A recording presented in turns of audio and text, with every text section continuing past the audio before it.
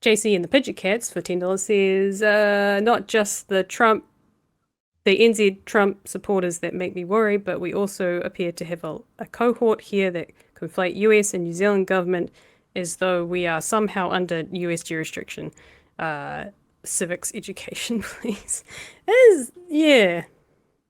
I think a lot of countries in the West have this affinity for the US as this like big brother complex, right? I think it's that. I look at the whole thing about civics education and that sort of thing as like I like to think that I was reasonably politically aware as a teenager, and I put that down to being radicalized by my fifth form history teacher. But I've always been interested in politics, so I look back to that younger me and going, yeah, I'd probably be quite into like a civics class. But then it depends, like a lot of things, it depends on the teacher. Like it depends on the engagement from the pupils. Is a civics class going to impart things that like you must participate in this?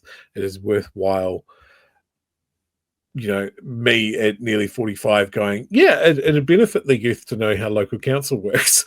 And kids are like, I would rather eat a gun. Fuck you. You know, am I turning into the ones that like, there needs to be an hour of reading, writing, and arithmetic and civics. And we must study Shakespeare and the 18th century texts. I was a Shakespeare nerd at high school, and I see these guys were like, "Oh, get out of here!" No, I've still got a completed work of Shakespeare somewhere. I almost went to the Globe in London. Oh wow! I almost won a monologue competition at the Sheila Wing Shakespeare Festival. Did you participate in the Shakespeare things that they did? I remember a lot of drama students were into that. Mm-hmm. Yep, it's like Shakespeare in the Park, I think. We didn't have that. I did perform a few scenes from Midsummer Night's Dream in front of the Governor General at the time. And yeah, I went to the Sheila Wing Shakespeare Festival a couple of times. I really liked doing Shakespeare in high school. But this actually is really similar to the civics conversation. Just because I liked it doesn't matter that everybody does Shakespeare really well and really cool and can impart the whole things of like, yeah, it was written hundreds of years ago, but it can still be relevant because the story of Romeo and Juliet is just about two warring peoples and, you know, all of this sort of stuff and make it relevant. You know, I was definitely part of that cohort where like, oh, we're going to do Romeo and Juliet, but it's going to be about Mungle Mob and Black Power instead. You know, that sort of stuff. For every teacher that gets Shakespeare and can make it cool and interesting and relevant for people, there are teachers that will sit a class down and you read Shakespeare from a book. And that can be the same with civics. You know, you have to get someone that can teach that topic well, not just run through the fact that this is how the submissions process works and we're all going to write an essay about it. It's not, you know, that doesn't get engagement. You know what does get engagement? What's that? So my experience with Shakespeare is we read parts of... So the Shakespeare as part of our curriculum was reading part of... I think it was Macbeth was the one. Mm-hmm. Then we had to do creative writing. And I was a creative writer. I still am to this day. I love my creative writing. I managed to get softcore porn past my teacher because I was good enough at writing of Lady Macbeth seducing Macbeth. Oh, yes. And it had some quotes out of it along the lines of into her untamed grass. And I have searched my hard drives, of which I have the files from when I was in year 12 or 13. I think it must have been year 12 I did it. Cannot find it. It's one of those things that I'm like, I wish I could find that. Just lost to the digital ether, but it was so good.